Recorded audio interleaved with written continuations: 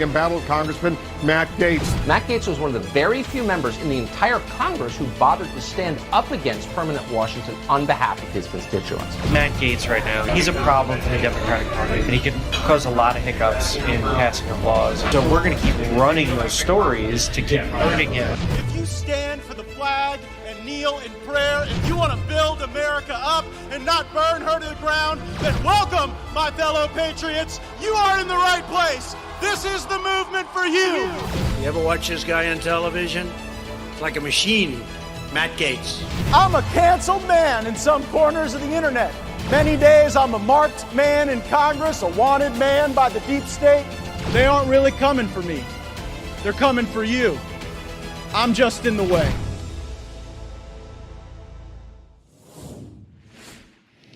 Providing assistance for the Ukrainians to defeat the Russians, that's the number one priority for the United States right now, according to most Republicans. That's sort of how we see the challenges confronting the country at the moment.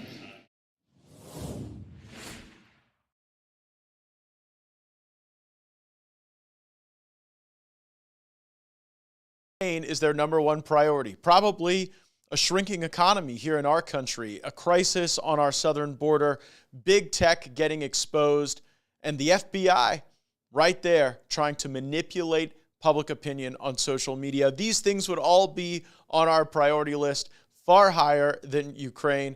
But that's Mitch McConnell. That's your Republican leadership in Washington, D.C., and they think so little of you. They tell you that you're not even their priority. They tell it to you right to your face, and that is what we are fighting against each and every day. Thank you so much for joining us. We are simulcast streaming out of room 2021 in the Rayburn office building in the Capitol Complex in Washington, D.C. And thank you for the comments. We got the live stream going, and folks telling us they're joining us from Georgia, Tucson, Texas, Pennsylvania, and Virginia. And what I can report to you is that as the 117th Congress is coming to a close now, the Democrats are doing their very best to steal Christmas by holding us all hostage while they try to pass their 4,000-page Omnibus spending bill. Bunch of Grinches, I would say.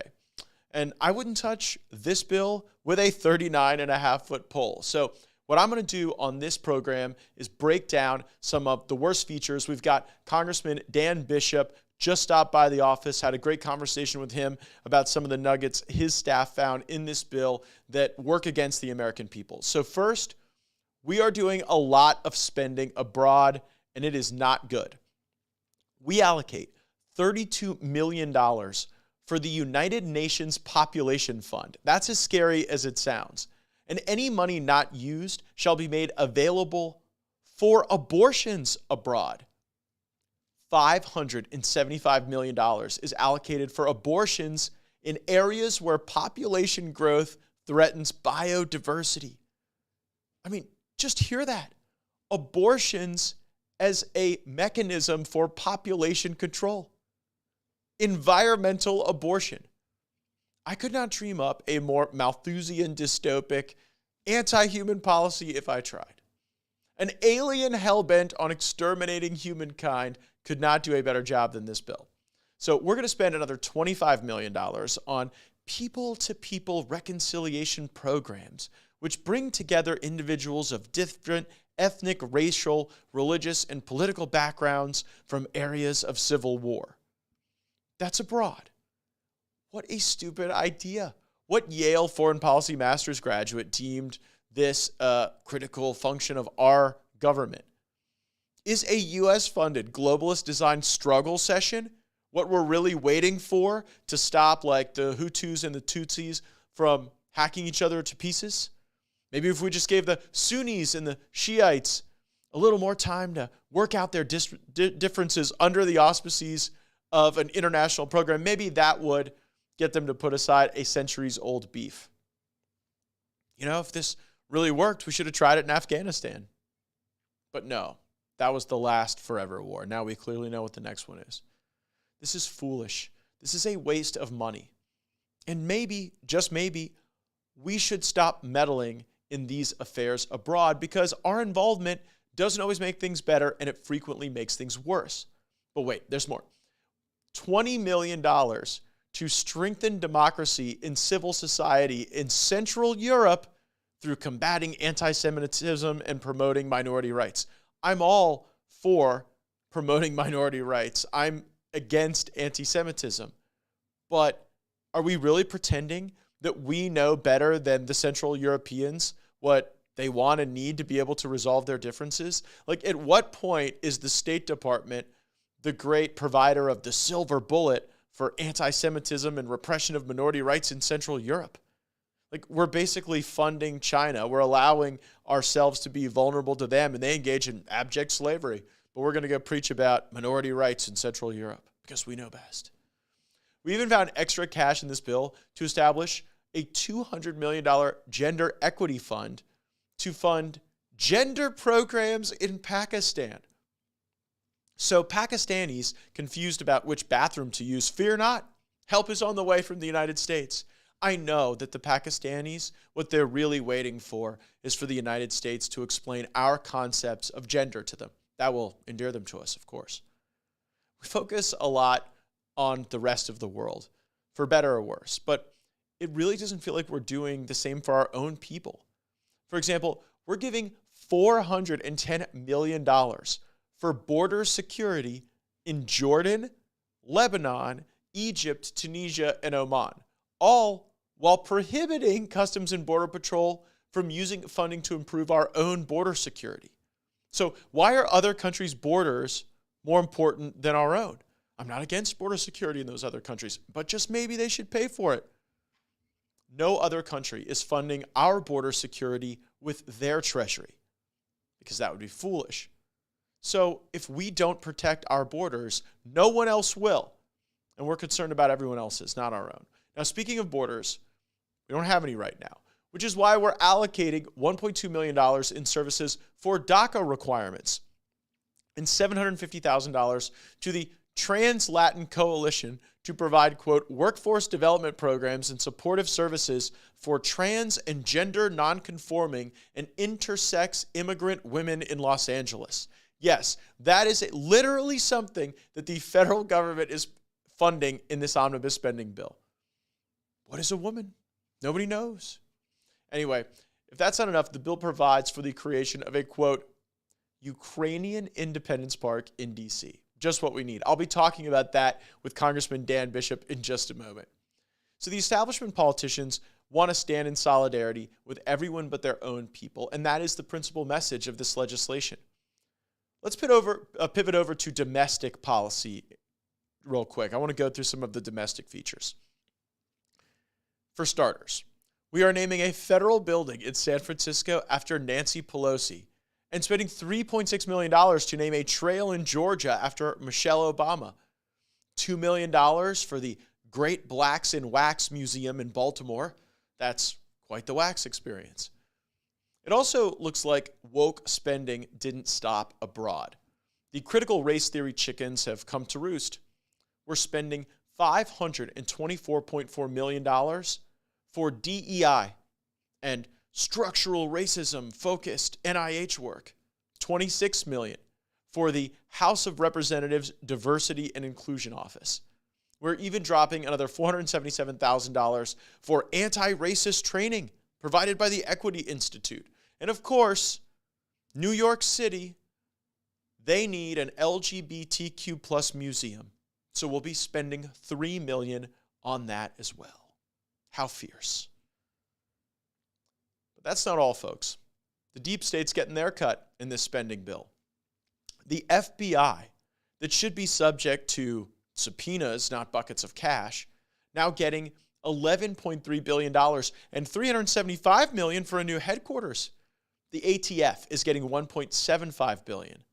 And the icing on the cake is $2.63 billion for U.S. attorneys with an emphasis on January 6 prosecutions and domestic terrorism.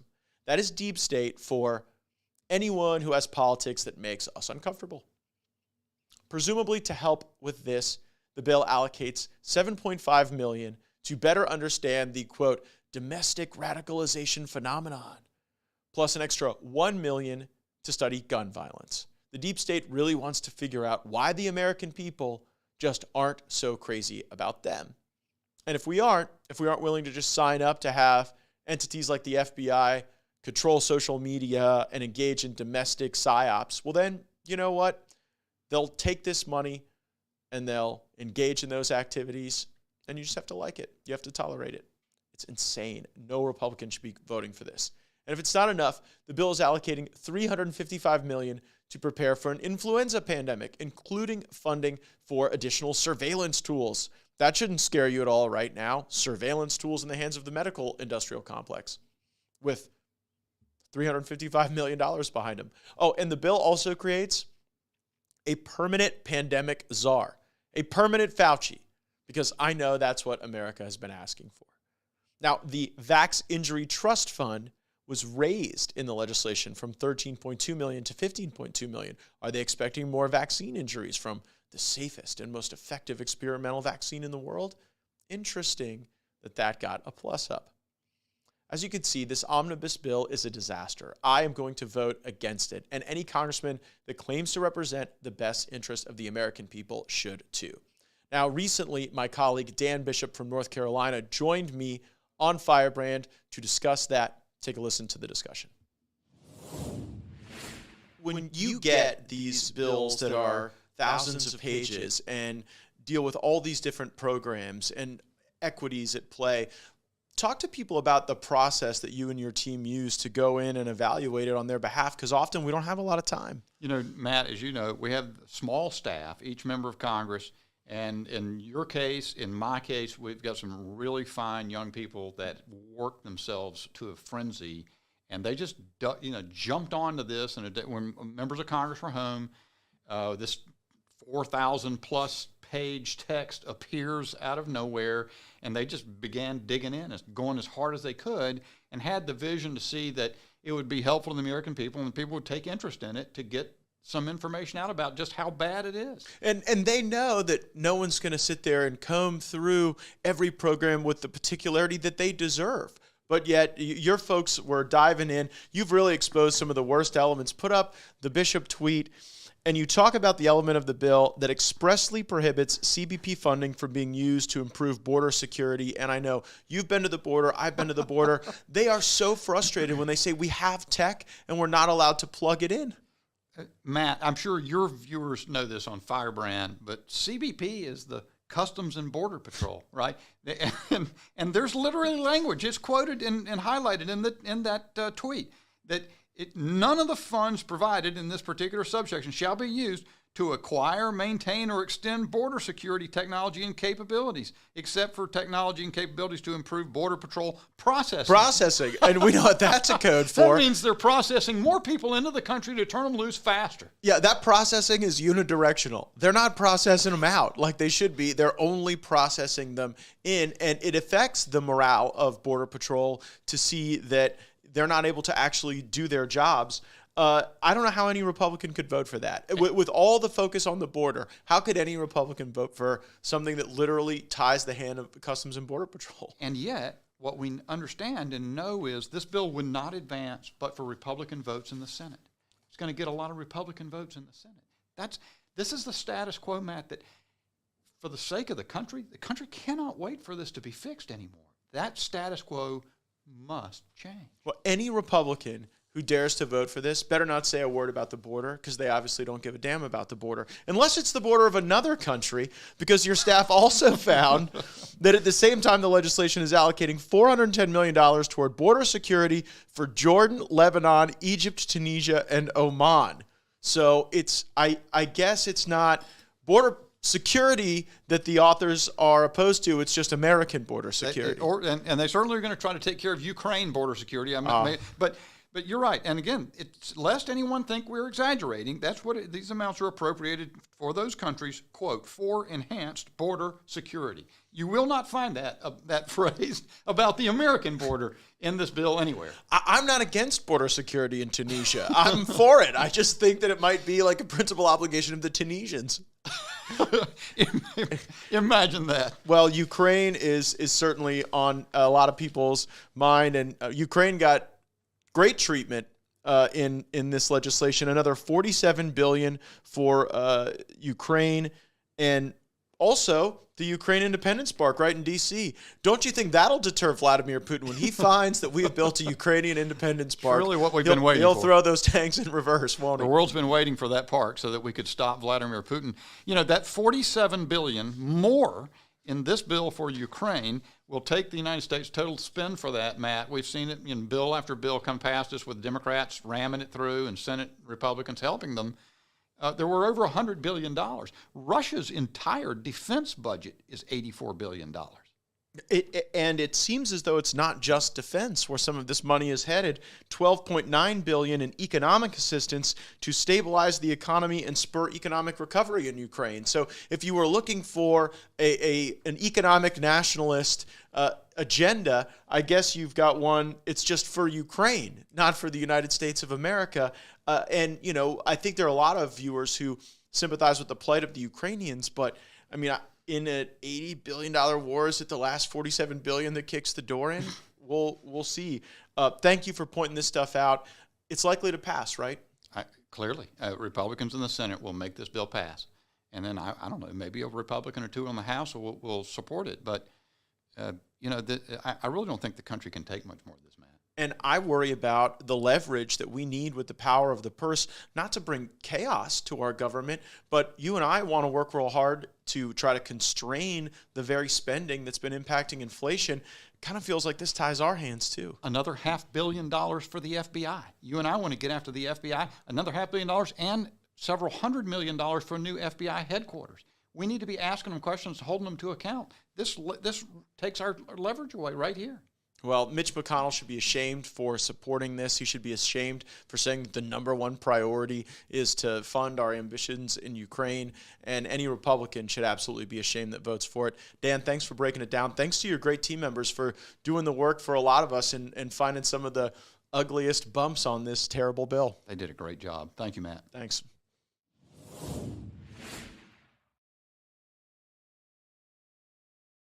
Loggerhead says that MSNBC makes me look nuts, but I seem a lot more logical on the live stream. So thank you for joining us on Twitch. And Friday Girl on Rumble says, we are mad about the Omnibus, so what do we do? Contact your members of Congress, Republican or Democrat. Lay out some of the spending that we've talked about on this program. Show them that this does not advance the interests of American people, regardless of your ideology. Regardless of whether you're a Democrat or Republican, we need that advocacy. It's not done yet, but unfortunately, the uniparty forces in the swamp, they're really at a zenith of power right now, with Democrats holding unified control of the government. So we talked a lot about how that's going to change and Republicans are going to take over, albeit through a disappointing midterm election. I was at the Turning Point America Fest in Phoenix, Arizona. The rest of the show, we're going to show you some clips from my speech. I want you to know what I thought, breaking down the midterms, the Democrats, the Republicans, and the lessons we should learn. Here's some of my remarks from Turning Point. These midterms did disappoint many of us, but in a lot of ways, I don't blame the Democrats. They did everything they could possibly do to hand us this election. They crashed the economy, attacked American energy. They were doing this weird, woke stuff that is unmentionable in polite company. We have no border at all. Indeed, the Democrats did their part, but I believe we deserved far better from Republicans, and I am here tonight to talk about how to fix it. Some say we should moderate, paint in those pastel colors, put the bold away, embrace the meek, less America first, more Liz Cheney. Maybe shake the Bush family tree and see what falls out. My friends, the problem with slow surrender as a political strategy is that even when you win with these establishment shills, America still loses. Was it really worth standing with Republican governors in Maryland, Ohio, and Arizona who got elected preaching freedom and then pushed lockdowns and mandates on their people? How foolish were they? How foolish were we to tolerate it? In Florida, if you're still wearing a mask, we just assume you're hideous.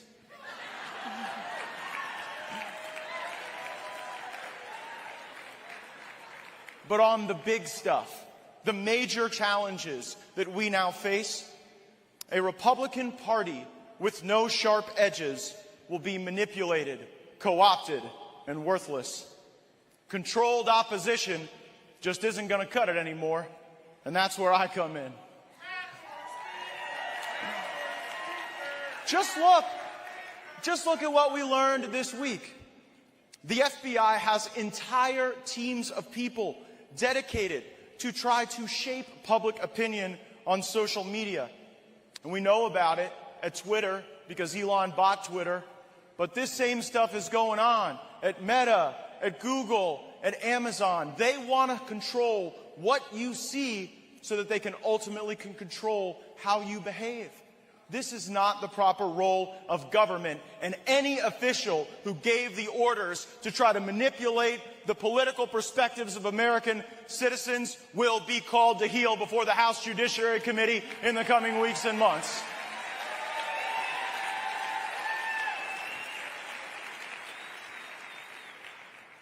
I don't plan on a whole lot of softball questions and patty cake games with the corrupt deep state. Relentless interrogation is what they deserve, and we should stand for no less.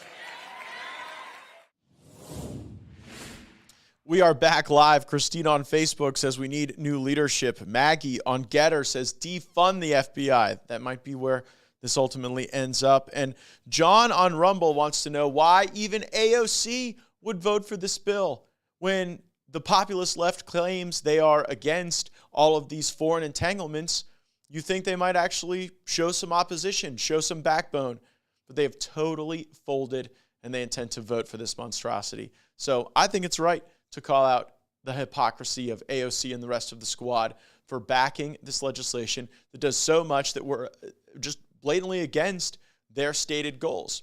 I also had an opportunity at Turning Point to talk about changes in election laws. And this is really important because in a lot of places, people are getting blackpilled on politics because they just say, you know what, we feel like our vote doesn't count. It doesn't matter. It's not going to be respected. I believe that the Sunshine State can really shine a path forward. And I talked to officials in Arizona about that. Take a listen to those remarks on changes to election law. America first means actually putting the American voters first. And our evolving tactics must draw us into central focus on necessary changes to election laws. To those of you from Maricopa County, you don't have to live this way. Arizona is a great state full of wonderful people, but the election administration here, woof. It is embarrassing. Brazil is a country with 214 million people. Many of them live in the jungles of the Amazon in Brazil. And they know who wins an election the next day. Sometimes a single county in Arizona can take weeks. This is the United States of America. We are not a third world country. It is time we start acting like the vibrant republic that we are, and that means securing the integrity of our elections. This can be done. I know that it does not have to be this way because it has never been this way. We used to get election results on time. We didn't have these problems. Some of you may be old enough to remember back in 2000 when Florida was in the spotlight over the Bush v. Gore matter. We had the hanging Chads and the dimpled Chads. And what is astonishing to me reflecting back on that is that it was actually embarrassing and an oddity to not be able to quickly and precisely resolve your elections within approximate time of the people voting. And now you look at these elections and you see like Jake Tapper on CNN saying, well, we won't know Pennsylvania for weeks. And I'm thinking, why is this? Well, in Florida, we changed the laws. And so if you are a state lawmaker, if you have influence with our several states, let's talk about some of the specific changes that I think will help us combat this challenge going forward. Florida, indeed, can be the nation's guidepost on this. In Florida, we passed legislation that allows counties to start counting mail-in ballots 22 days before the election. Now think about how significant that is. That means in smaller batches, we can actually look at the votes, we can compare the signatures, and you don't end up with some crazy circumstance in Wayne County, Michigan, where somehow only in the urban areas they have laws and chain of custody that only applies to them and not anyone else. And it's the same story in Fulton County and in the just absolute pit holes of election failure that we should not have to tolerate in America. In Florida, state law also requires that early voting ballots be completed and counted before Election Day. And then the results are immediately posted within 30 minutes of the election. So there's not this like crazy guessing game about finding out whose Aunt Irma works at the elections office and where they might have like another bucket of 200 ballots. Mail-in ballots have to be received by 7 p.m. on Election Day. I can't even believe that's controversial. We don't just mail them out either to every dead guy on the voter rolls. In Florida, you have to actually have a real human being that really requests one of these ballots. We use paper ballots in Florida. Imagine that. And we do so because it was one of the demands of Florida Democrats. Our machines are rigorously tested so we don't end up like Maricopa County, where voting machines are breaking down more than the ice cream machine at the McDonald's. The other benefit of having like sane, real people election laws is that if things go crazy and lawsuits start filing, we might actually win some of them. I know of what I speak. In 2018, there was a serious effort to steal the election in Florida from Senator Rick Scott and Governor Ron DeSantis. It was tens of thousands of ballots in a universe of more than 8.5 million. And when the local supervisors of elections did not follow the law, we were able to go immediately to court against 2 supervisors, have the judges issue injunctions, and then there were no mystery ballots that could be willed into existence at some later time. We treat ballots and voting like public records, and our citizens have a constitutional right to know what the hell is going on. That should be the standard for America.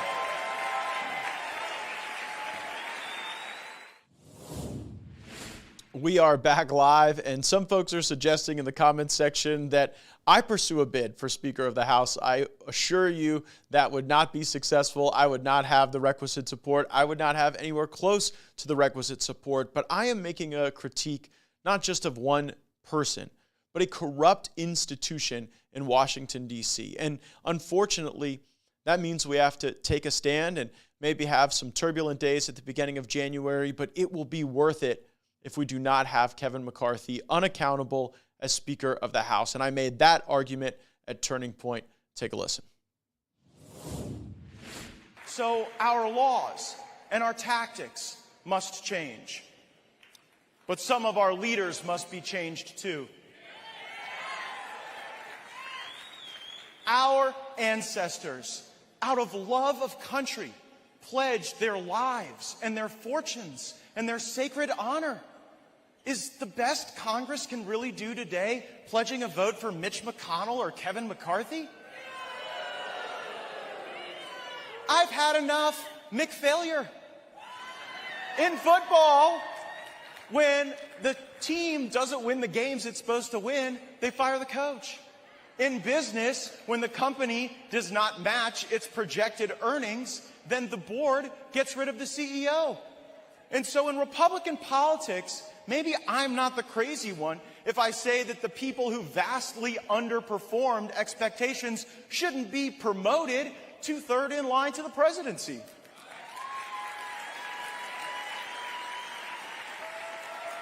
My friends, I take no joy in sharing this with you, but I'm going to tell you now what every single Republican member of Congress knows in their heart, whether they'll admit it or not. Kevin McCarthy believes in nothing. I'm serious about that. Nothing except money and power, but he failed to deliver the power as promised. And he got plenty of money, some of it from Sam Bankman-Fried. But he believes in nothing, and if we vote for him, neither do we. Peter Thiel called these midterm elections depressingly disastrous.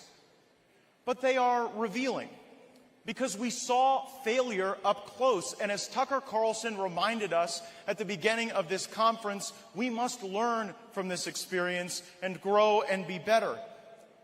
Kevin McCarthy calls his lobbyist-written platform the commitment to America. But Kevin doesn't keep his commitments. Not to the Republican conference, not to anyone but the lobbyists that fund campaigns. Kevin isn't committed. He is compromised by the corrupt swamp, and he's incoherent.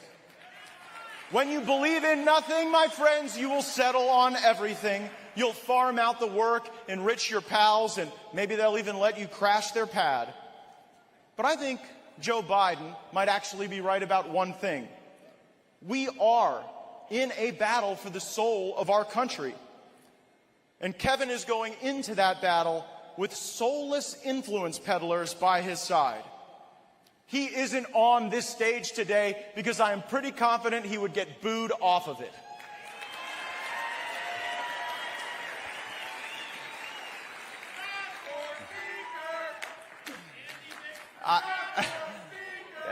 I would be a great leader, I just have no followers. So, you say what you will about Trump, but he actually believed in stuff, making our country better. His beliefs were so bold that the media could not stop obsessing about them or him or all of us who supported him.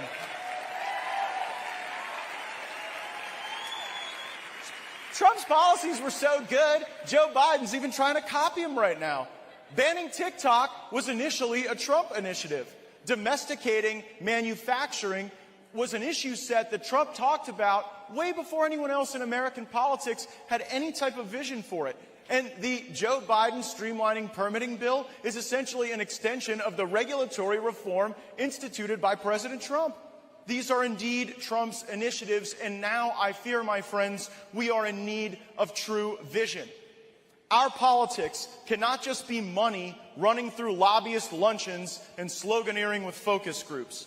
Biden is 80 and totally senile. So you tell me, why is he kicking our ass on this Omnibus spending bill right now? It's because Kevin McCarthy believes in nothing. Here's what I believe. I believe we should put budgets on the floor of the House that balance, and then we should vote for them. I believe we should have immigration laws that we're serious about and actually enforce. So when people break those laws, they should actually be deported where they came from, not be allowed to stick around our country by the millions, starting the new wave of chain migration. I believe we ought to have a full court press against this weaponized government that has been turned against our people. And if that means abolishing every one of these three-letter agencies, from the FBI to the ATF, I'm ready to get going, and I got my pencil.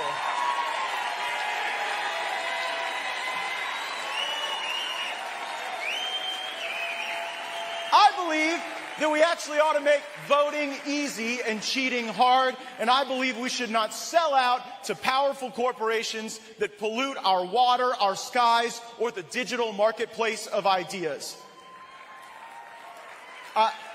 I'm grateful for your response, but I will admit, I am the most imperfect of vessels to be carrying this message. Many of you prayed for me and hoped for me, and I want you to know how much that means to me. Your faith in me, I truly hope to justify each and every day with service to you and you alone. President Trump proved that even those of us who have flaws can fight back against a corrupt system without fear.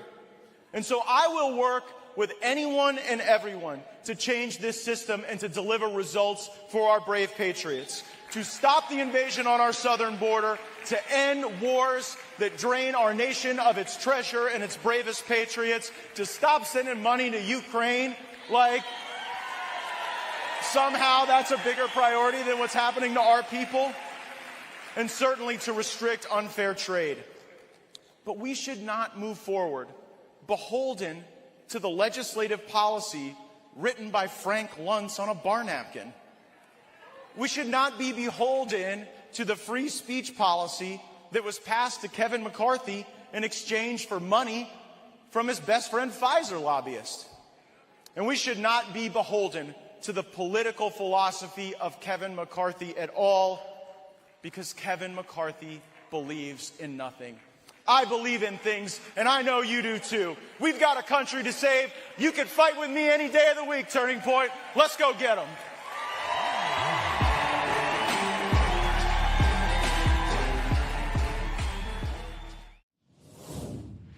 Man, that was fun. Special thanks to Charlie Kirk and the entire team at Turning Point for putting on just a terrific opportunity for collaboration and discussion of ideas. And thank you so much for joining me. We're going to be fighting against this omnibus spending legislation and the corrupt system that allows that to continue to happen to our people. Thanks for joining me. Make sure you're subscribed with notifications turned on. We'll be back. Roll the credits.